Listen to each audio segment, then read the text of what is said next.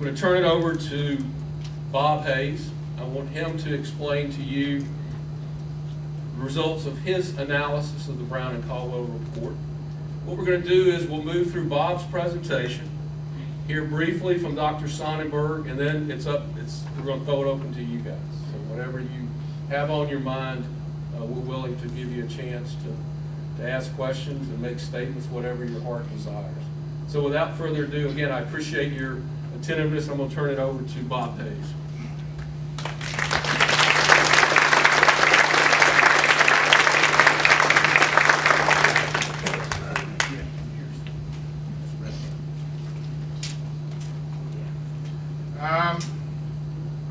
Let me say this, when Neil came in here, I would prefer not to be, as I said, I'm looking at it coldly as a technical problem. To start with the idea of ban the pipeline. That was something I was curious about. What you're looking for is clean water in the St. Johns River. A pipeline is just a tube. It's what goes into the pipeline that's the problem. So I thought this might be interesting to. Okay. This is a diagram of the entire plant. Those are those treatment ponds. Now that's 1,000 acres of treatment ponds. That makes it one of the biggest lakes in Florida. There aren't too many 1,000-acre lakes in Florida. But you can't call it a lake. It's the largest septic tank in Florida. This collects garbage, material, settling from the plant. So my question as an engineer, in all my years, I've never seen a treatment pond that big for any pulp. I actually, as Neil said, I'm in the chemical industry too. So when they started this, they were talking about excuse me, my hand I got stepped on this morning. They were bringing the effluent down here to mile marker 2.4, right there. That's Rice Creek, right there. So in that was the point that Brown and Caldwell studied. They said, let us look at that point, and we'll devise some way to have clean effluent at that point. Well, my problem as an engineer is that comes out of there at 16,000 gallons a minute. Now, to put that in grasp, that's 2 Greyhound buses per minute going by. First of all, as an engineer, I would say, well, wait a minute. You have material there, right? But it's material coming from the plant. Excuse me, right? This is the point. Let me walk up here and I'll just point.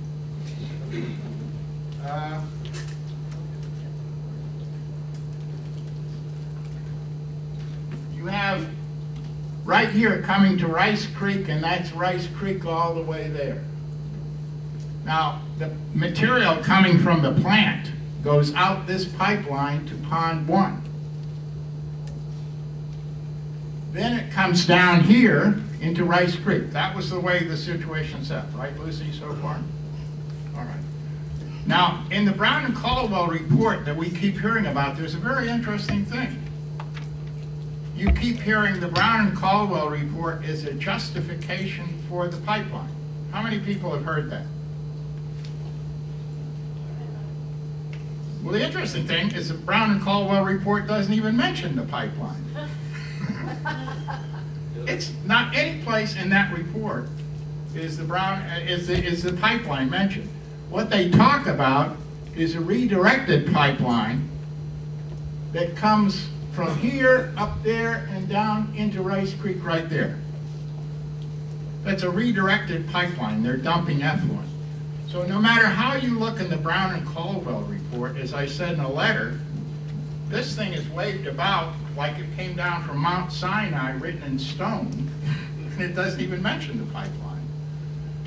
So I wonder, how can it justify something it doesn't even mention? I'll get into that later.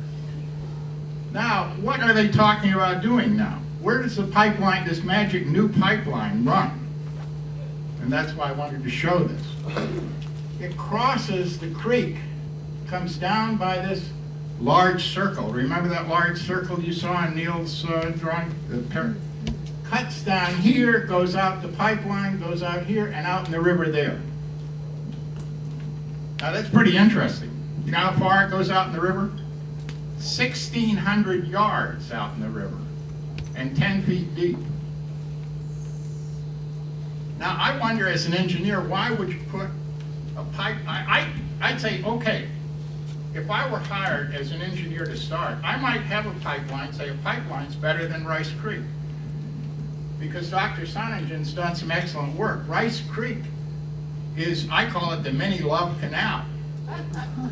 I mean, and I know because I was hired by Hooker Chemical when I got out of school. I know the Love Canal. So, but over the years, Dr. Sonningen, you should read her reports of the material that's in Rice Creek. And I think, no, I don't really want to dump effluent down there and wash it into the St. Johns River. See my point? You got two ways to get rid of effluent. Down Rice Creek or through a pipeline. So as an engineer, I would say I would prefer the clean tube as long as you had clean water going into the tube. Are we here or there? And I think Dr. Sonningen kind of agrees with that too. So that was where I started. And I was not anti-pipeline until I read the report that Dr. Sonningen sent me last week. 1,600 yards into the river and 10 feet deep. And one of my associates said, what the hell are they trying to hide? Because how would you ever know? This pipeline is buried and it's underwater. So how are you ever going to know if it's in compliance or not? Wastewater treatment plants are open to the public. You have to sample them. You know.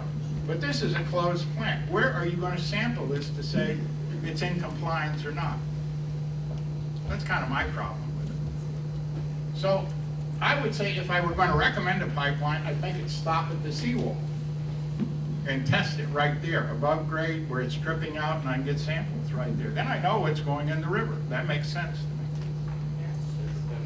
Now, what did the Brown and Caldwell report do? Well, many people say I have blasted the pipeline. I blasted the Brown and Caldwell report. It was the lousiest report I have ever read in 50 years of engineering. What it did is it took 2 Greyhound buses per minute at that point and said, let's clean it up there. That made no sense to me. And then they said, let's look at 15 alternatives. I have a chemical engineering textbook that I'll get out of my car. It kind of looked like they threw it open and said, oh, that looks good, let's try that one. Oh, that looks good, let's try that one too. That's not the way you do things. You know, not with 2 Greyhound buses a minute. So, you know, that from the get-go, it was doomed to failure. And then the interesting thing, on the second page of the report, it said, we didn't find anything, we failed to find any successful alternative, right? And then further down the page, but they said, oh, you could try this reverse osmosis. I think, wait a minute, if they didn't find any, why try that? And then later in the report, they came up with 15 things to study. 15 things to study. I'm like, wait, you're a professional engineer. They hired you for a solution. You didn't get one. And then you say, well, we didn't find one, but here's the other 15 things you can still look at. That's not a very good way to do engineering. So, to me, after being in the business, I don't want to look at the 2 Greyhound buses a minute coming down the line, because all of that comes from someplace in the plant. And I have a diagram here that, you know, what a plant is. There are about, in a pulp and paper plant, there are probably 300 different process steps that use and recycle water. It's a network. Now, where is the stuff going that's causing the problem? You go back in the plant and solve that. my analogy there is if you take your child to the doctor, child's got a fever, okay? The doctor said the child's got a fever. Then you say, well, what do you do about it? Oh, well, we got to do an MRI and an X-ray to find out what in the little bugger is causing the problem, you know? Now here, what they're doing is they're saying, we analyze specific conductivity, toxicity, and color. Well, that's like a fever. What's causing it? To me, you've got to go back in the plant, go through the network, and analyze chemical engineering, the network, where is, I use the term, and Neil doesn't like to use it, the rabbit BBs coming into the system. We're taking out the rabbit BBs, all right? But where are the rabbit BBs coming into the system? If you try to take out 25 rabbit BBs in 2 Greyhound buses, in a minute you're not going to find them, you know? So the first thing is, that's where I say I don't use the term anymore, comprehensive stoichiometric qual chemical analysis. I call it an MRI of the plant. Then you can get cleaner effluent. It's step 1. Now also, it is a well-known fact in the pulp and paper industry that in a fairly well-run pulp and paper industry, you put out 10,000 gallons of effluent per ton of product. Pulp. I see this lady here doing the calculation. So if you're producing 1,500 tons a day of pulp, ma'am, how many gallons of effluent are you putting out? Lady here. 15 million gallons a day, approximately. GP is putting out 22 to 28 million gallons a day. Whoa, wait a minute. You're putting out more effluent. That, if you're throwing it out, that means you're taking it out of the Florida groundwater, the aquifer. Right? Right? Now, I sat in a meeting, and Neil can tell you, if you read my peer review, you'll see a section in which I call this the immortal 23 million gallons a day. They say they're taking 23 million gallons a day of effluent in, or fresh water in, and 23 million gallons of water a day out. Nothing happens in the plant. You have evaporators, it's going off into the air, but it's 23 in, 23 out. That's what I call in my peer review the immortal 23 million gallons a day. Nothing happens. It's great. It's great. So that was, I'm not going through the whole thing. I suggest if you read the report,